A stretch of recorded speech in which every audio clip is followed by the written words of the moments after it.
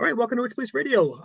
It's funny because I was thinking about this before we even started this, and I'm going to get you to introduce yourself and everything in a second. But the last time I had you on the show, we were talking about something totally different, and I think we did like a Zoom call type of thing as just an alternative option. But now I'm stuck doing these forever because of the situation Yeah, the world is in. But I mean, I'm glad to have you back on the show anyway. It's just kind of funny that that was, I think, one of the test ones to see if this was even possible. And little did I expect I'd be doing this, twice a week for years now. I think that's kind of how it went. Everybody thought it was something that was going to be temporary, and then Yeah, another reason why musicians have to diversify and artists have to diversify. totally. Yeah. And so like I was saying, you've been on the show before a few times, but always talking about something different. And the band we're going to be talking about the Clash. Yeah, the last time was the Clash. It's been the Clash twice, I think. But yeah, you're talking about original music this time, and this is a band that you've been in for a while. But I'm going to leave it to you to introduce yourself and just give a bit of background about the group, and we can sort of go from there. Oh yeah, right on. So I'm Johannes. Happy to be on Witchpolice again, and it's we just put out our debut album, Modern Relics, which was as you're saying, it's a long time coming. Band's been around for, well, we've been playing in bands together for a while, but this band, North Graffiti, has been around for about 5 years. Okay. And Modern Relics, we put this album together, and we're very DIY bands. We like that. We polish the sound, polish our personalities, but the band is still that punk ethic of DIY.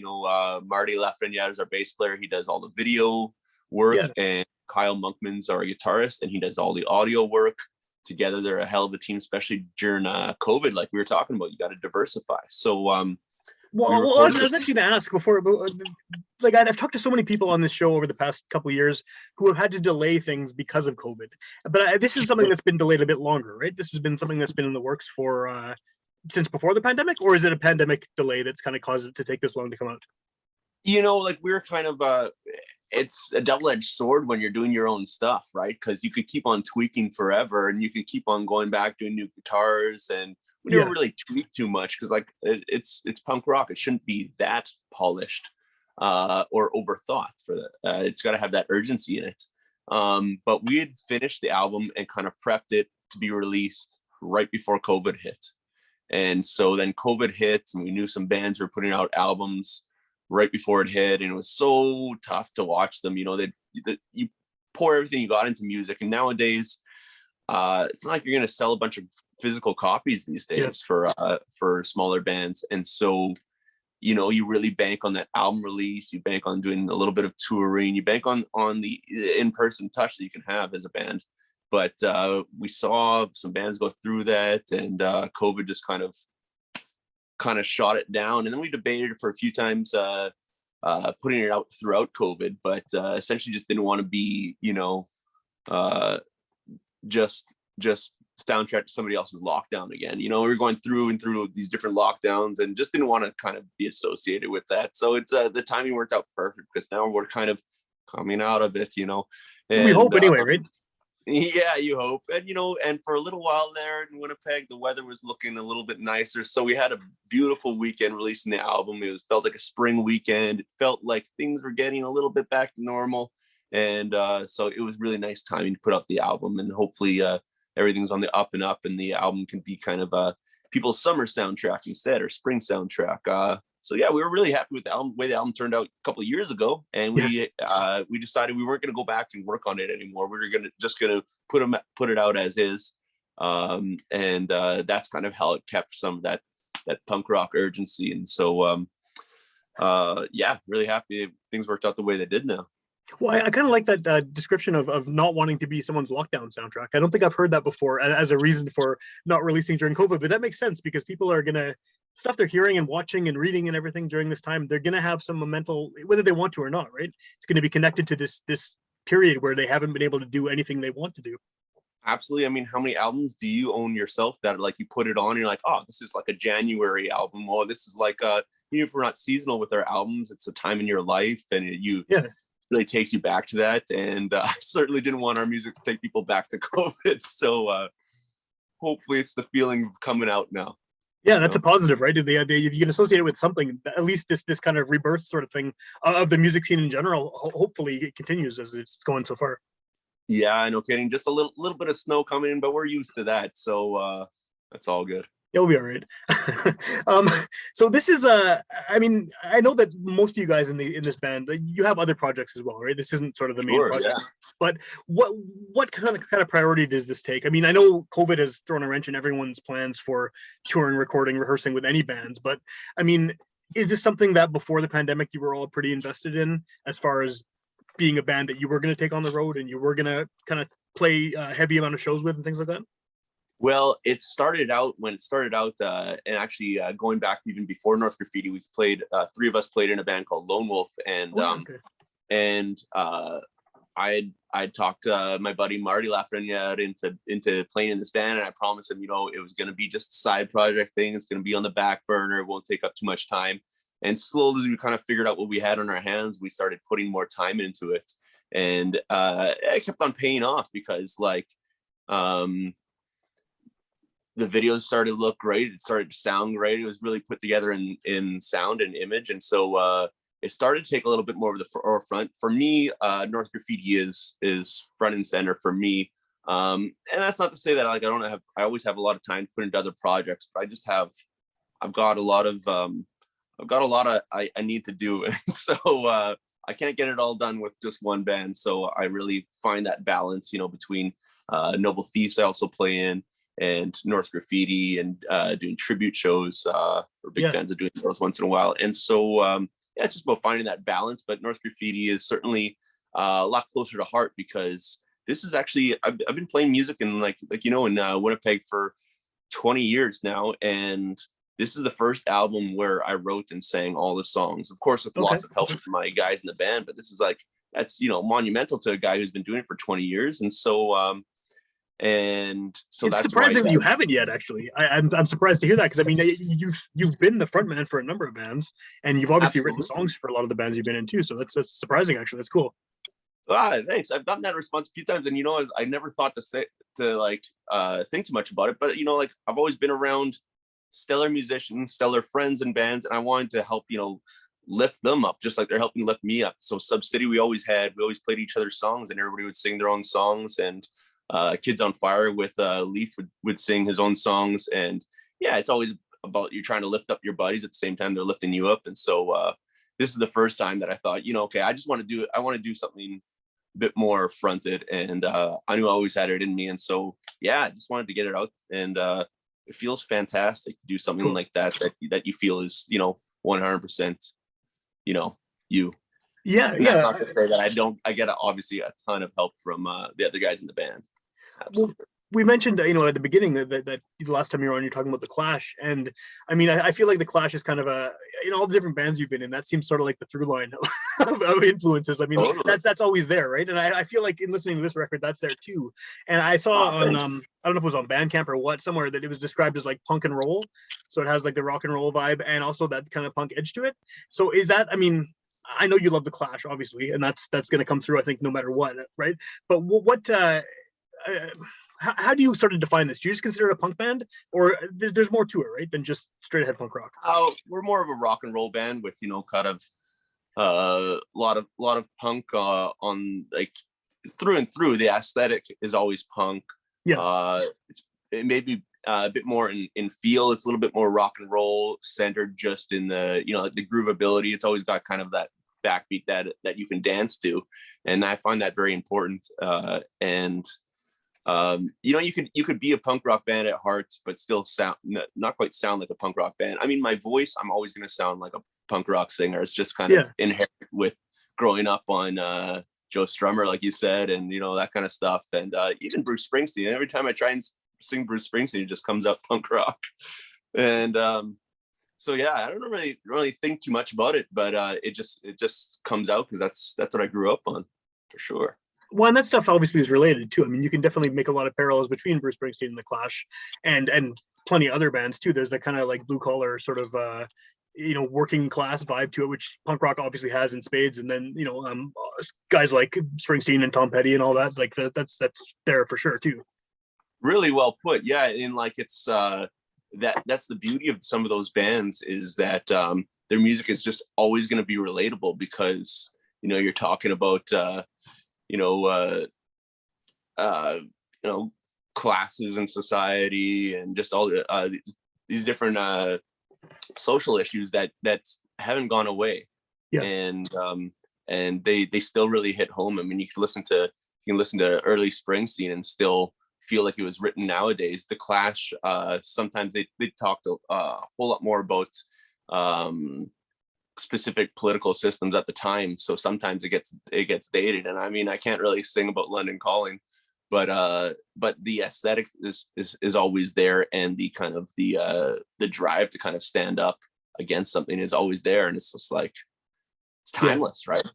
Yeah, it translates. The attitude translates more so than the words even need to, right? Because even if you don't speak English, you could listen to the Clash, or you could listen to Springsteen too. Any of these guys we're talking about, and yeah, that comes through. That the urgency, like you used that term before, and that there's obviously a message, and there's obviously some kind of drive to put something across more than just here's a beat and you can dance to it.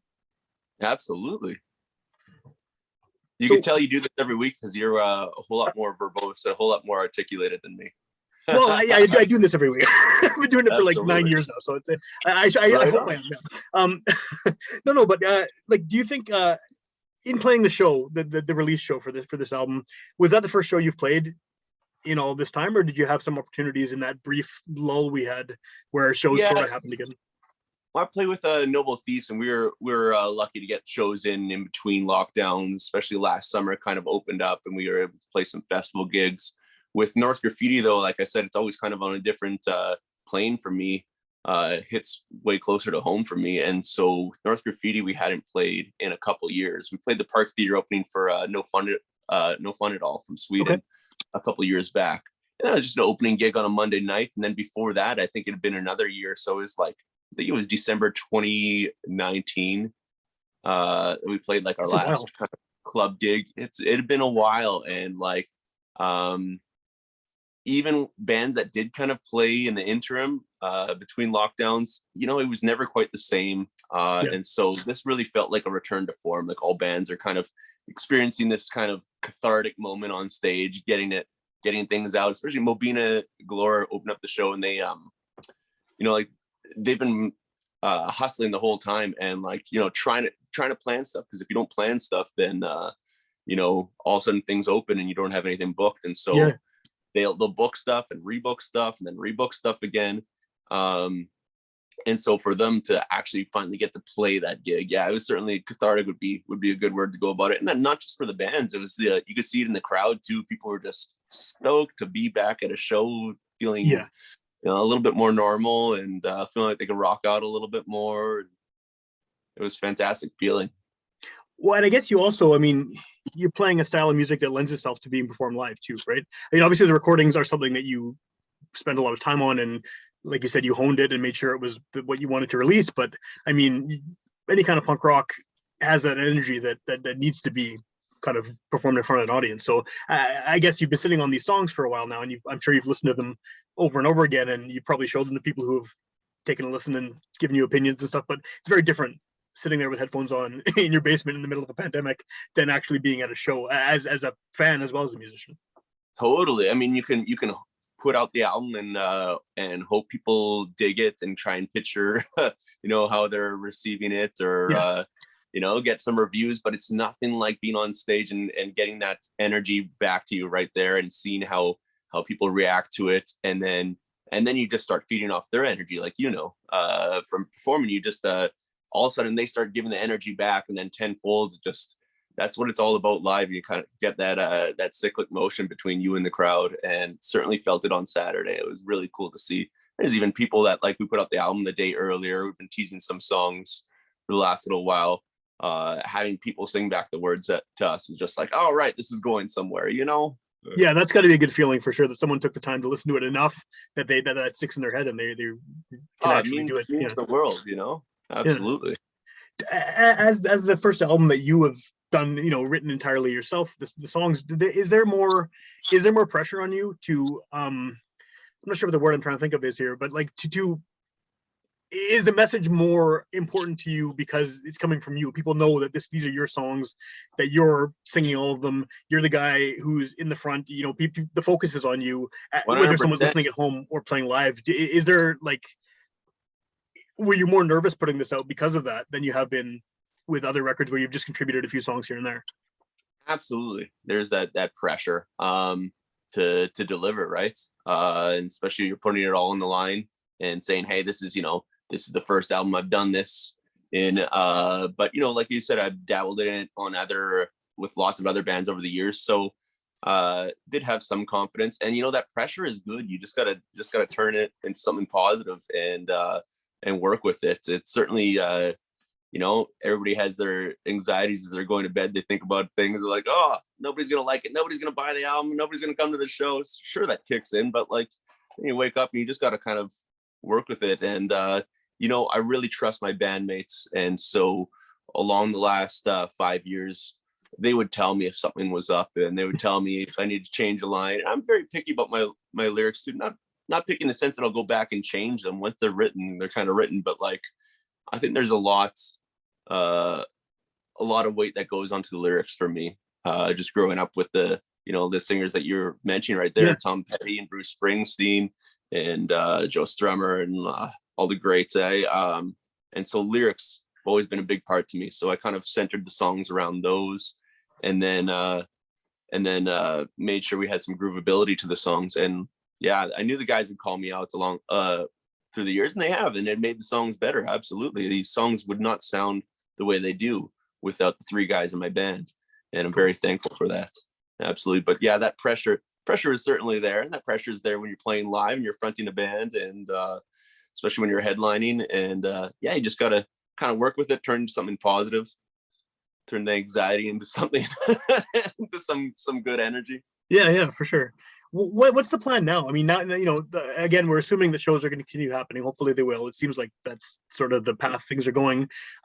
So do you have more shows booked at this point? I mean, I know it's a podcast. Someone might hear this a year from now or next week, but like at the time we're recording this, do you have other stuff sort of figured out as far as future shows? Really take the band on the road, not just because, in other bands and past bands, we've all kind of played on the road, and we have kind of, or our former bands have followings in different cities or had followings that we kind of tap into. And just because we haven't been on the road yet, we've been a band for 5 years. Granted, 2 of those were during COVID, but it would just be fantastic to get this band on the road. It kind of puts a little bit of legitimacy behind the band. There's a lot of bands that exist just in their hometowns, right? Yeah. And it'd be really nice to take this album on the road and kind of show other cities what we got. That'd be fantastic. As far as local shows, I mean, we'll keep on booking them until things kind of open up for sure. For like the foreseeable future, we'll probably book gigs one at a time, because it's really tough. I didn't even know at some points this show was going to go through. This show was supposed to originally be February 11th, and then we had another lockdown. And so, it's really tough. I find it really tough for those bands that kind of book things and rebook things. It's a hustle, like I said. When you've dealt with that with other bands too, right? Like, well, I mean, I think Subsidy was supposed to do a show at some point. And that got canceled too, right? That was a heartbreaker for sure.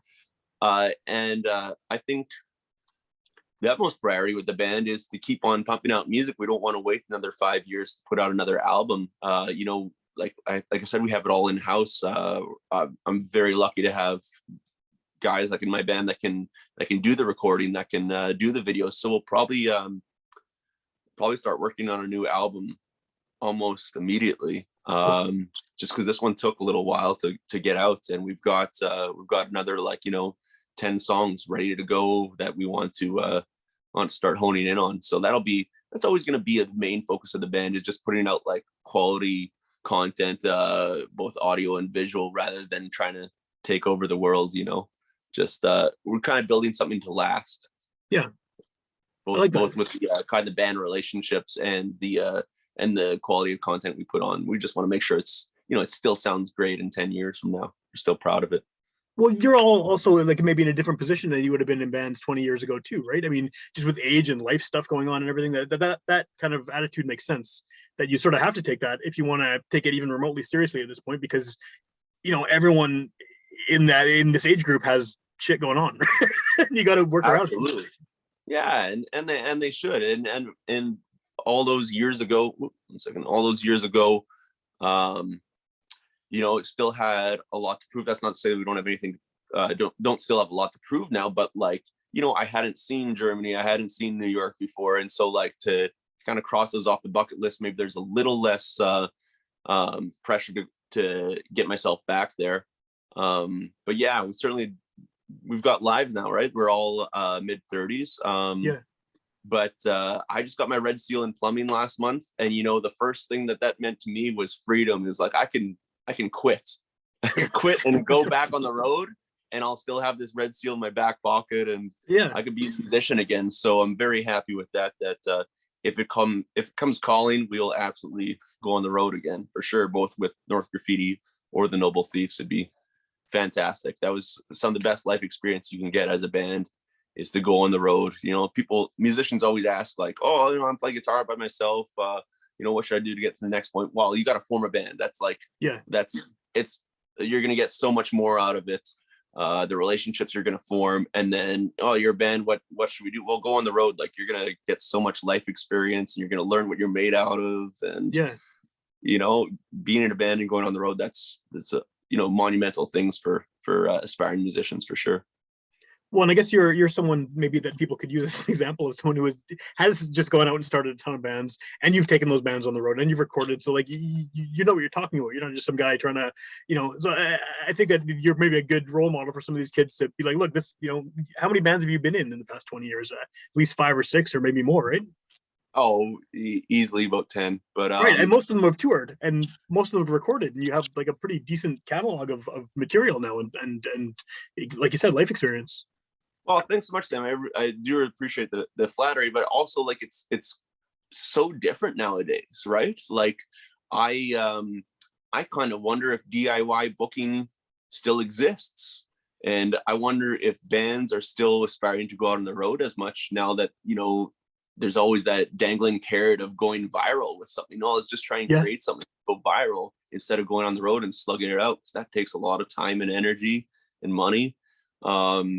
So if you know, if people were to ask me, okay, well, how do I book a tour these days? I would give them advice based on, you know, 5 years ago. And I don't know if that's the same as it is now. It's certainly not the same for promoting your band. I mean, like there's massive demands on bands nowadays. You can't just be a cool band and record some great music, put out a couple photos. You have to diversify across different platforms, Instagram, Facebook, and you know, lots of bands are doing TikTok right now. Definitely not my game, but and not only that, but you got to keep on updating it. You got to stay in trend. You got to keep on pumping out content, and like, it is crazy the demand that's on bands nowadays. I really feel for younger bands coming up, because that's a lot of time not even spent on writing the music, you know? Yeah.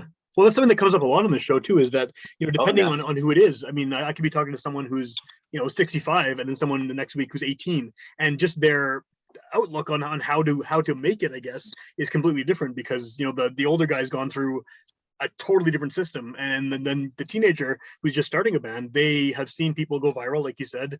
They know all about how to promote themselves online, and I guess like the benefits, you have the internet where people can hear your record from anywhere in the world at the click of a button, but now there's 700 billion other bands that are all competing for that click. So yeah, it's a totally different even with podcasting, it's getting, and that's a fairly new medium compared to music. It's getting different and weird and skewing younger, which is great. But I mean, there's definitely, you have to readjust your sort of mentality every few years.